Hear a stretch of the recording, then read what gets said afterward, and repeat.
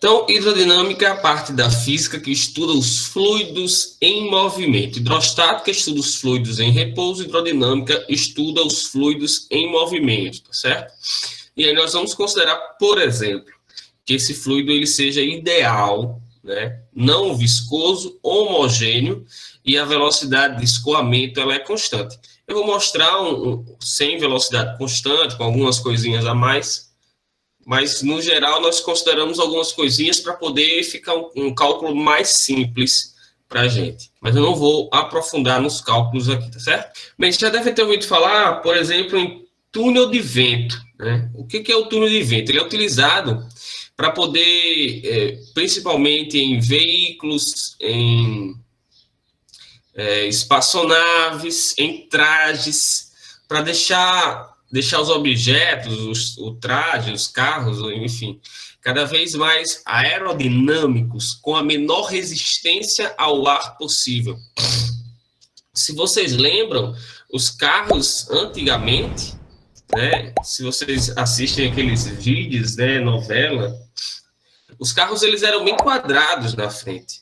Então o vento bate aqui, a resistência do ar é altíssima, né? E o ar, a resistência do ar, ela é maior quanto maior for a sua velocidade. Isso é um problema, porque em altíssimas, né, em uma velocidade maior, a resistência do ar te freia consideravelmente, né?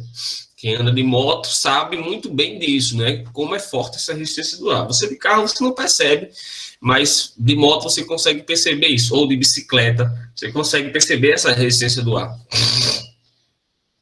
Então aqui eu tenho um traje utilizado em esqui de alta velocidade. O cara usa um capacete aerodinâmico, um traje aerodinâmico. Note como o vento corta o corpo dele, né? Passa pelo corpo dele, sem bater, sem chocar de frente, sem ter aquela resistência maior. Então tem um avião, tem um carro de Fórmula 1, todos esses carinhas aí, eles são desenhados para poder cortar ao máximo o vento, para que o vento passe por cima dele, né? Ou por baixo, enfim. Tem uma coisinha bacana aqui, ó, que é a chamada tensão superficial. Vocês já devem ter percebido isso, mas às vezes a gente não sabe explicar o porquê. É esse carinha aí, na maioria dos casos é esse carinha aí. Você tem, por exemplo, você faz um bolo, um doce, e bota dentro de um prato, pelo menos aqui eu faço isso, né? Bota um prato com água e bota ele ali em cima, né? Um copo, bota um prato com doce, com bolo, com chocolate, com brigadeiro, qualquer coisa, e bota ele em cima, né? Não sei se vocês já fizeram isso também. Bota aqui um recipiente contendo água, aí bota aqui um copinho e bota aqui o seu doce, né? Para poder as formigas não comerem, né? Quando não a formiga é você mesmo, né? Que acontece da formiga ser você, né? Você e o seu irmão, enfim, você vai lá e fica dando dedadas no docinho e comendo docinho escondido. Então, o que acontece? De repente, do nada, começa a aparecer formigas aqui. Aí você faz, rapaz, como assim, bicho? Tá em cima da água, tá cheio, tá entrando formiga aqui, começa a ficar na beirinha do prato aqui, ó, enchendo de formiga. As formigas estão nadando agora, não é possível, bicho, o que tá acontecendo aí? Na verdade, elas não estão nadando, elas estão passando sobre a água, né? Elas estão passando sobre a água. Como? Na camada, em cima da água, forma-se uma películazinha. Essa películazinha é chamada de tensão superficial. E ela é a responsável por permitir que as formiguinhas andem. Então, o que é que eu tenho que fazer, professor, numa situação como essa? Você vai fazer isso, pega um detergente e pinga uma gotinha de detergente nessa água. Porque na hora que você pingar uma gotinha, mela só o dedo assim, de detergente e toca na água. Você vai quebrar a tensão superficial da água e agora a formiga ou qualquer inseto que tentar andar sobre a água, ele vai cair, ele vai mergulhar na água. Certo? Então, a tensão superficial aqui, ó, nota que esse inseto ele consegue ficar em cima da água como se tivesse uma película elástica ali, ele pousa, é uma coisa fantástica. Tensão superficial, um atleta de natação saindo da água, né? Na hora que ele está saindo, olha como a água forma uma camada em cima da cabeça dele aqui, ó. Essa camada formada é a tensão superficial. Mas note que aqui, ó, ela já começa a se desmanchar, né? Mas é uma coisa muito fantástica. Então, o que acontece? Né? As moléculas de água, elas são atraídas entre si através das ligações dos átomos de hidrogênio de algumas delas com os átomos de oxigênio das outras. Que é essa imagem que vocês estão vendo. No interior da água, na parte de baixo, essas ligações elas vão ocorrer para todos os lados, para baixo, para um lado, para o outro, para cima, dividindo essas forças da ligação, que são forças fortes, tá certo? Essas ligações são fortes. Só que como ela ocorre em todas as direções, ela acaba se tornando mais fraca. Só que na superfície, as moléculas elas não têm nada em cima delas, porque é o ar, né? Eu já cheguei no limite. Aqui em cima, ó, não tem mais nada em cima delas. Então, elas não se ligam, elas não perdem, não diminuem essa força fazendo ligações com moléculas acima delas. É só com moléculas ao lado e abaixo. Rapaz, hoje eu acordei com o nariz ruim. Essa desigualdade de atrações cria uma contração no líquido. E aí essas moléculas elas se ligam mais intensamente, mais fortemente. Essas moléculas de cima se contraem, formando como se fosse essa películazinha, forte o suficiente para suportar um inseto, como vocês podem ver aí. Dúvidas? Perguntas? Já viram esse tipo de coisa? Chamada tensão superficial. Já presenciaram?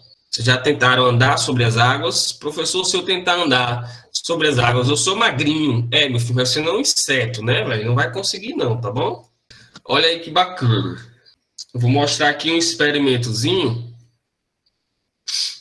Certo, Lázaro.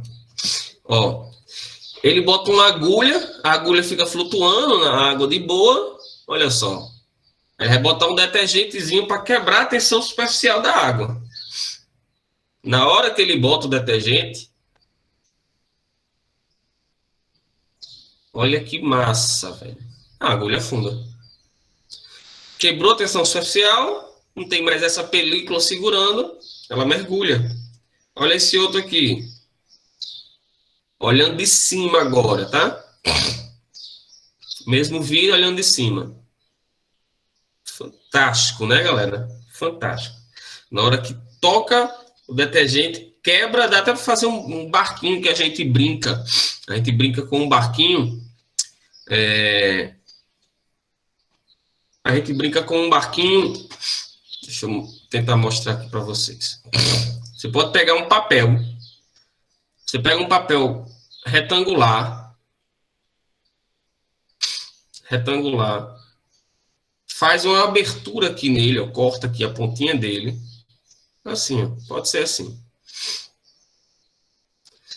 Aí você bota um recipiente com água, uma bacia com água, um prato com água, e bota essa folhinha em cima, devagarinho. Ela vai ficar flutuando ali.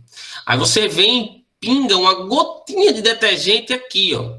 Na hora que você pingar a gotinha de detergente, tá aqui a água. Faz uma folhinha pequena, tá? Senão ele não vai andar muito. Na hora que você pingar o detergente, esse detergente vai quebrar a tensão superficial. E essa quebra, essa ruptura nas ligações, elas liberam, essa força empurra esse barquinho para frente. Você vê que essas moléculas, há uma quebra, elas são liberadas para trás e o barquinho ele é empurrado para frente. Façam esse experimentozinho aí. Outro vídeo. Ó, aqui eu tenho um recipiente contendo água e bolinhas de ferro, né? Na minha época eu chamava biloca de ferro, né? Que fazem parte do rolimã. e ele vai botar as bolinhas. Eu vou adiantar um pouquinho, porque ele vai botando bolinha, bolinha, bolinha. Vê o topo do copo, tá? A parte de cima do copo. Olha aqui, ó, a água tá passando do copo. Ela tá passando do copo e ela não derrama. Você sabe que o volume que entra, a água tem que subir, né? É um empuxo, certo? Olha só, a água tá por cima do copo e não derramou, né? Por conta da tensão superficial da água. Tem vídeos em moedas que a galera faz esse experimentozinho em moedas. Aqui eu tenho um inseto que está andando. Olha só como essa água tá paradinha, cara. É um lago, né? Parece sei lá o que, né? Parece uma mesa aí, de tão perfeito. Dá para ver uma coisinha lá se mexendo lá embaixo. E eu tenho essa mosquinha andando, ó, tranquilamente, né? Beleza, galera? Isso é bom, tem alguns animais que se alimentam, né, dos insetos. Perfeito? Alguma dúvida, alguma pergunta? Olha aqui, ó. Aqui é a tensão superficial, só que está passando água, só está passando corrente elétrica aí, tá? É um experimento que o cara fez, tá passando corrente elétrica, mas olha que fantástico, cara. Olha como essa força é resistente, cara.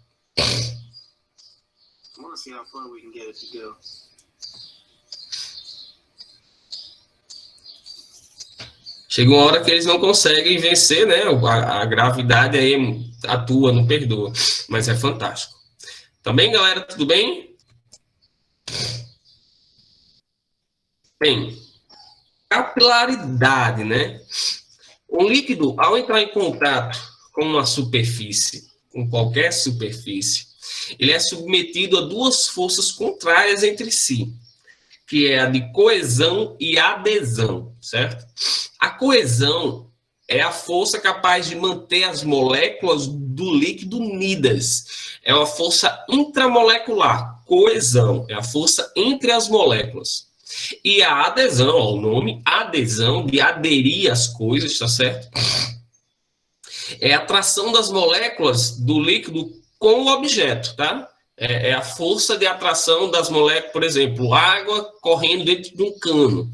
A adesão é a força das moléculas de água com a superfície do cano, na verdade, com o interior do cano, né? Aquele contato ali é a força de adesão. E coesão é entre as moléculas. Então, quando estão dentro de um cano, por exemplo, as moléculas elas conseguem se aderir às paredes internas por adesão e arrastam as demais moléculas por coesão. E isso resulta no fenômeno da capilaridade, que é isso daí, ó. A capilaridade, ela pode ser côncava ou convexa. Tá aqui, ó, côncava depende do líquido, tá certo? Depende de quê, professor? Ela é côncava quando a força de adesão com a parede do recipiente ela é maior do que a intramolecular de coesão, tá? No caso aqui, ó, note que como se a gravidade aqui atuando sobre essa água levou essa água para baixo, né? Puxou essa água para baixo, só que ela está muito aderida, a força de adesão é muito grande com a lateral, com o recipiente, e aí ela cai, mas deixa esse formato côncavo, né? Já quando a força entre as moléculas é muito maior do que a força com a parede do recipiente, o formato é contrário, o formato é um formato convexo, ó, um buchinho para fora, né? E aí, como, por exemplo, o mercúrio, né? O mercúrio, como as forças internas são muito grandes, é um metal, ele cai, ele desce, né? E na hora que ele desce ali, ele acaba formando essa barriguinha, porque a força entre eles, entre as moléculas, é muito maior do que a força com a parede do recipiente. Viscosidade, né? Em termos práticos, o que provoca resistência ao movimento, ao fluxo no interior de um cano, por exemplo, levando à formação de camadas com velocidades diferentes, né? Isso é a viscosidade.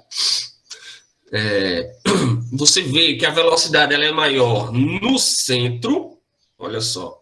A velocidade é maior no centro e conforme eu vou indo em direção à parede do recipiente, a velocidade vai diminuindo, diminuindo a tal ponto de ser praticamente zero aqui, ó, no limite aqui com esse cano, beleza? E isso é o responsável pelo fluxo laminar do líquido que eu vou falar depois, daqui a pouco para vocês. Todos os líquidos eles vão se tornando mais viscosos com a diminuição da temperatura. Conforme a temperatura vai baixando, esse líquido ele vai ficando mais viscoso. O movimento dele dificulta cada vez mais. Assim, quando uma pessoa ela entra em choque, em estado de choque, devido a um acidente, por exemplo, a temperatura do seu corpo começa a cair. Consequentemente, o sangue, a viscosidade do sangue começa a aumentar.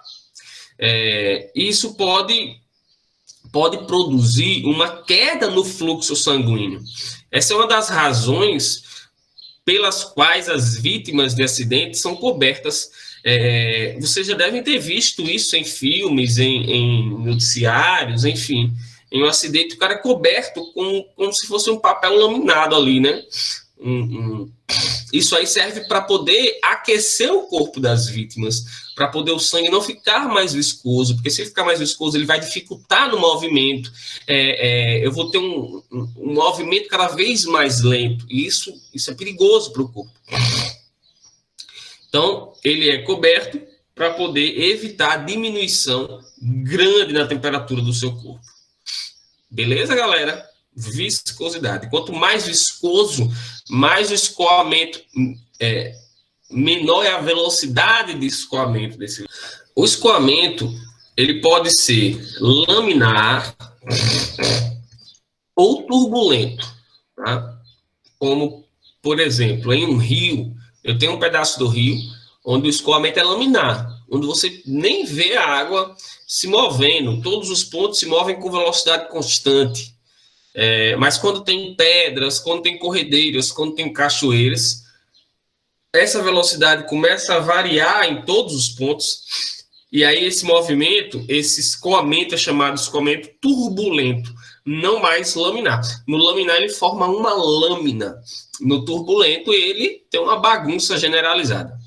Outra coisa importante é que os fluidos, né, a água, por exemplo, o óleo, eles são considerados incompressíveis. Eita, que o nariz hoje está infeliz. Então, o que são incompressíveis? Eu não consigo comprimir o volume de um líquido. Se eu tenho... Você já deve ter percebido, você fechou uma garrafa vazia de refrigerante, vazia, consegue apertar ela, porque tem ar ali dentro, e o ar é muito compressível, você consegue ter ar comprimido, comprime muito ar, um volume gigantesco de ar em um cilindro. Você não consegue fazer isso com a água, você não consegue ter água comprimida, você não consegue pegar muita água e comprimir num cilindro pequenininho, tá certo? Ela é incompressível. Aqui eu tenho um escoamento bem turbulento, né? Olha a vazão da água desse reservatório aí, né?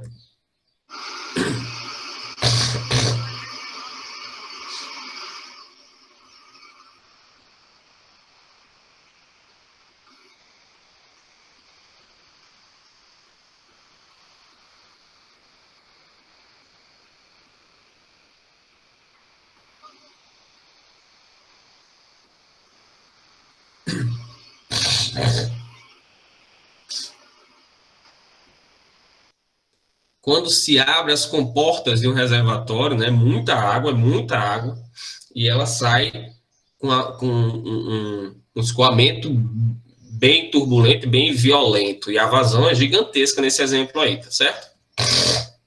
Então, em geral, o escoamento, ele é laminar, tá certo? Em geral, na maioria dos casos, esse escoamento, ele é laminar. Quando sua velocidade não é muito grande. E o tubo, por exemplo, é liso, né? O cano lisinho, sem protuberâncias. Porém, se a velocidade atingir certos valores, um valor limite ali, que depende de alguns fatores, como a natureza do líquido, do fluido, né, da sua temperatura.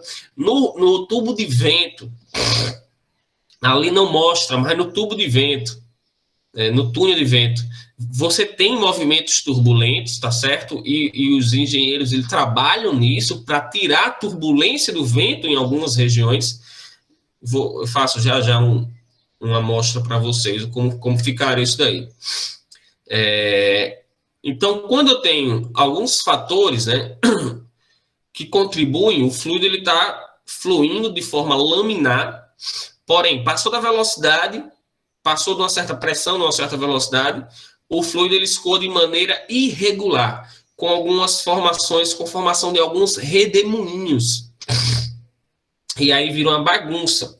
E aí esse escoamento chama-se escoamento turbulento. No túnel do vento, é mais ou menos assim. Eu tenho aqui sei lá, um objeto qualquer aqui. E aí o vento, ele faz assim, ó, né? Nota que eu estou formando aqui o desenho de um carro, né? Ele contorna esse carro. Pode ocorrer, em alguns casos, de ter algum detalhezinho. Colocou um aerofólio para poder ajudar mais ainda a obter mais velocidade, a manter o carro mais preso no chão.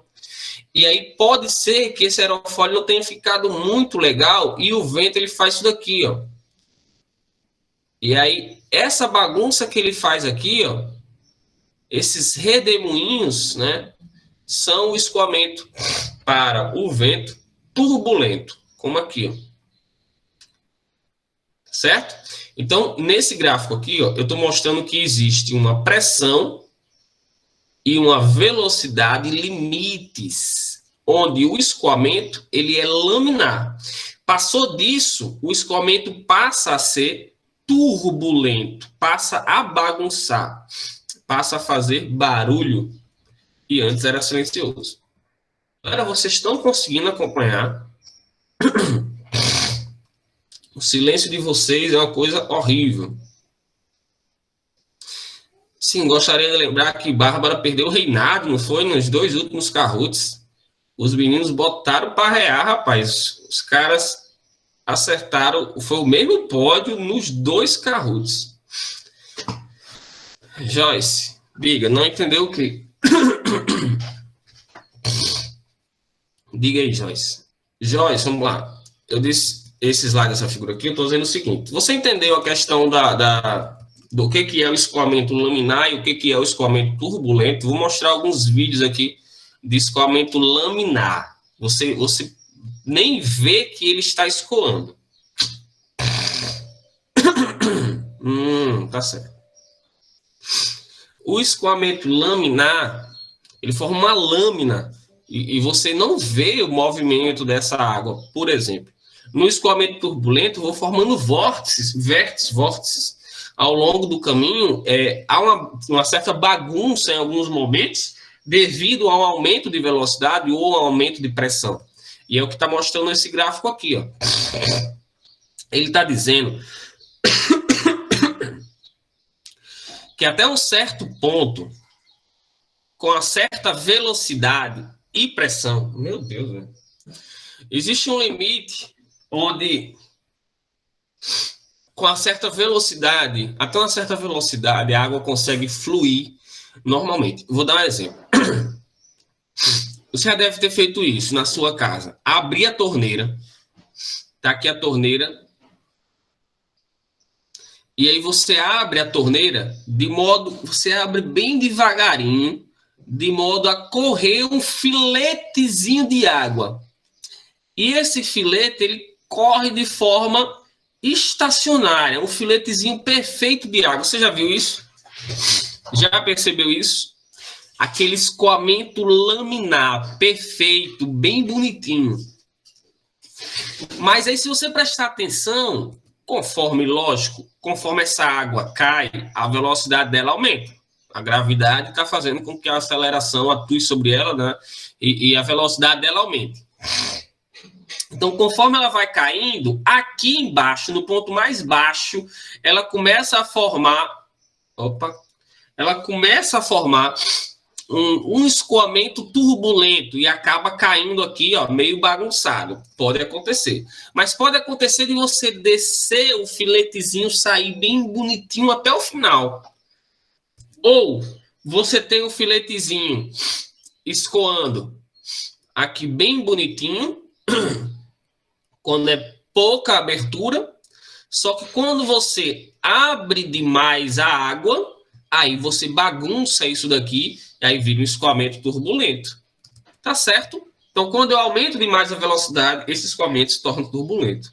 Tudo bem, Joyce? Ou se eu tenho um obstáculo se chocando ali, vai se tornar turbulento também. Vocês sabem que existe uma pressão no corpo humano, né? Você tem a pressão arterial, vou verificar a pressão arterial. E aí o cara bota o aparelhozinho aqui no braço, né? Dá uma bombeada para verificar a sua pressão. Ao nível do peito, eu já tinha falado isso para vocês anteriormente, para que a pressão do sangue, da coluna de sangue, a pressão hidrostática do sangue, não influencie na medição. Então, o ideal, na verdade, é que você até faça essa medição deitado. Note que aí eu tenho um coração, um GIF de um coração funcionando, né? Ó, bombeando o sangue. Então, o que acontece? Quando a pressão arterial é aferida, né, dois valores são registrados, por exemplo, 12 por 7. Né?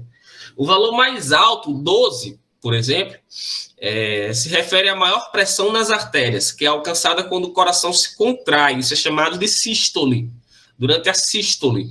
Né? O valor mais baixo reflete a menor pressão nas artérias, que é atingida pouco antes do coração começar a se contrair novamente, que é chamada diástole. Então, a sístole e a diástole.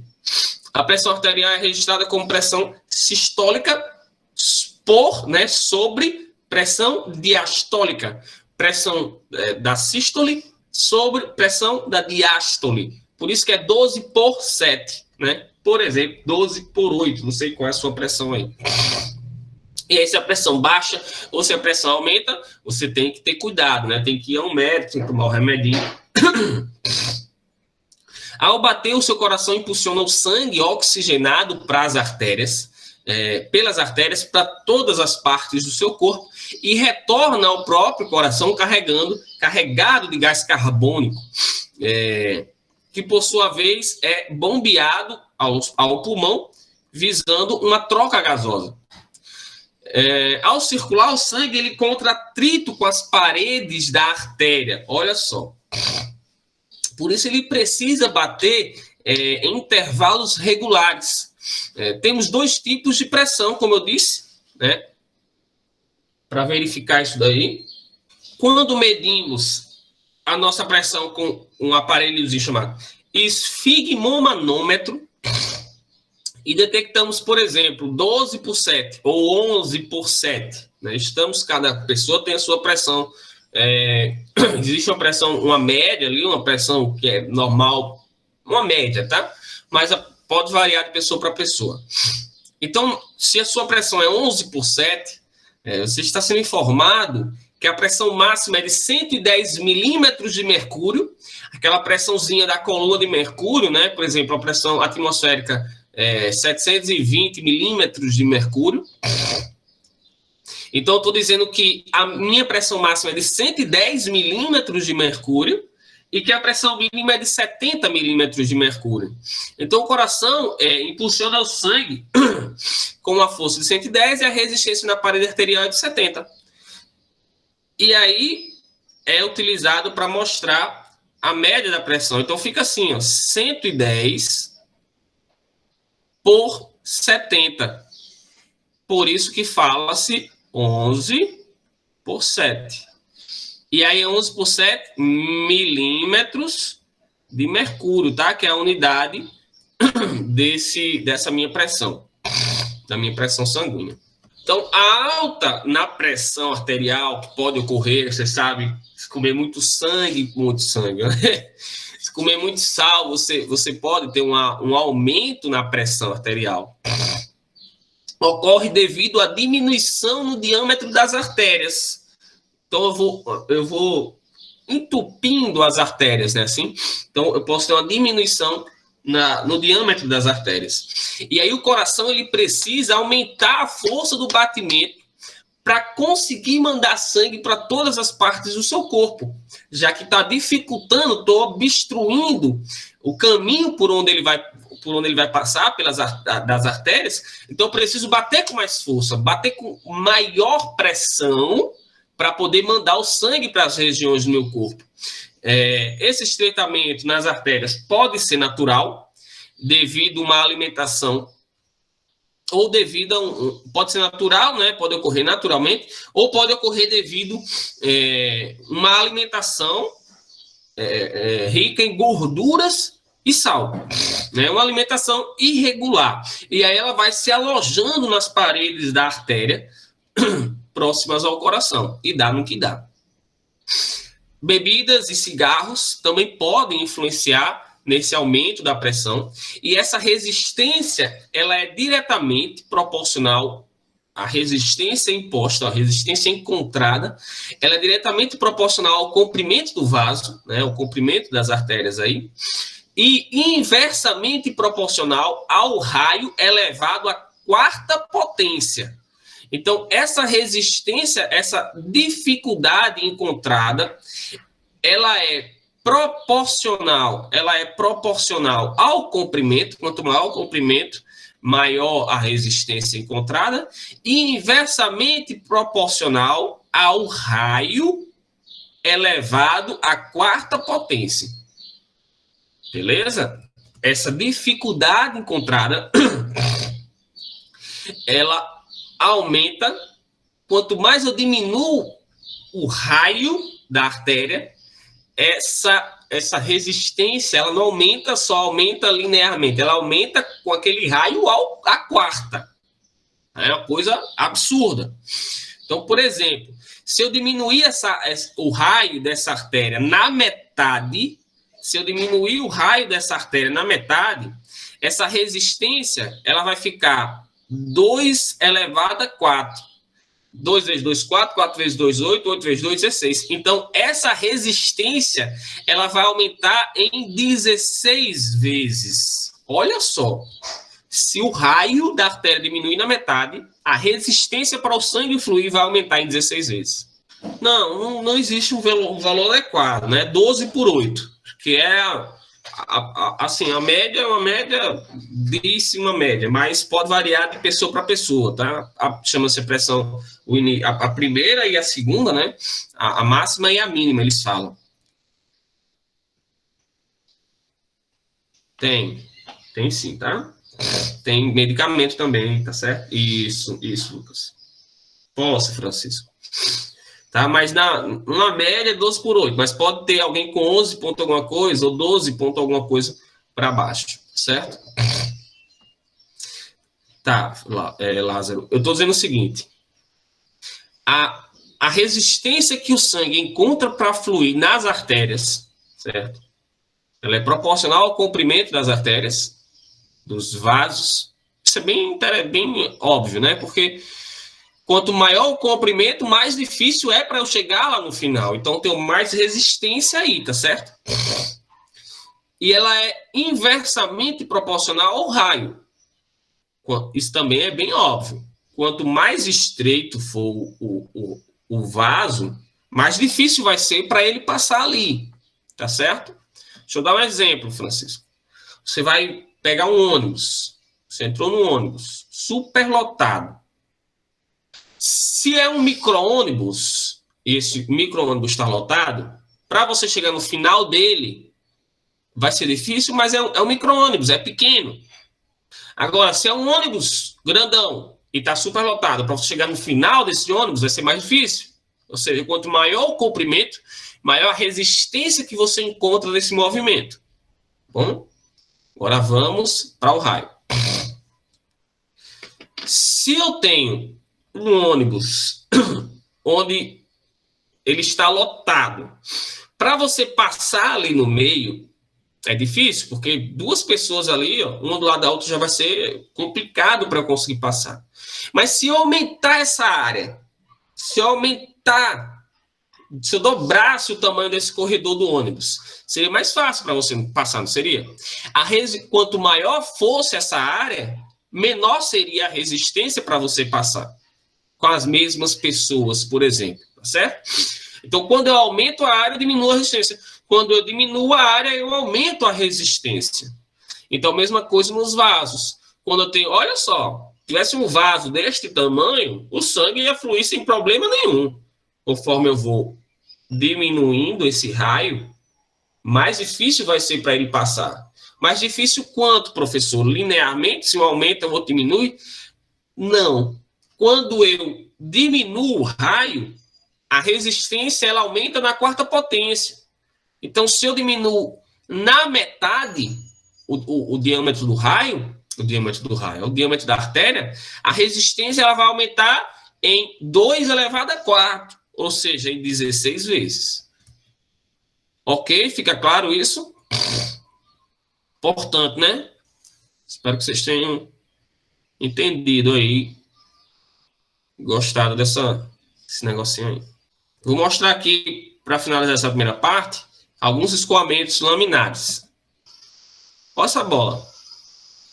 Olha como essa água, a queda da água aí é laminar, né? Coisinha bonitinha, o movimento laminar. Tem outros. Olha aqui, ó. Você nem vê a água escoando. O cara vai de fuleiragem, bate o pé e esse escoamento torna-se turbulento. Olha. Olha como o escoamento é laminar. Olha uma observação. O escoamento ele está laminar na parte de cima. Mas aqui embaixo você já vê que a velocidade da água na queda aumenta e esse escoamento aqui embaixo ele é turbulento. Vou mostrar de novo. Vai, cachorro. Vai. Olha, quebrando esse escoamento laminar e ele passa a ser turbulento. Lindo, lindo, lindo, lindo, lindo. Olha aqui, você acha que essa água está parada, está congelada, mas não está. Isso é um escoamento laminar. Olha que massa. Olha aí. É água em estado líquido, escoando de forma laminar. Dúvidas? Então, vou parar aqui e